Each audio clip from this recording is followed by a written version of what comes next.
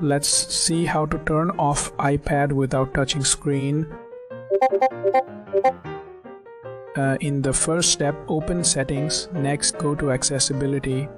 Next, choose Touch. In the next step, open Assistive Touch. Then enable Assistive Touch. Then select Device.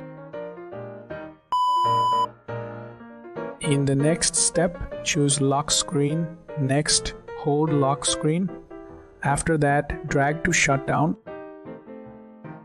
In the next step, long press the power button. Later, wait until the power slider appears.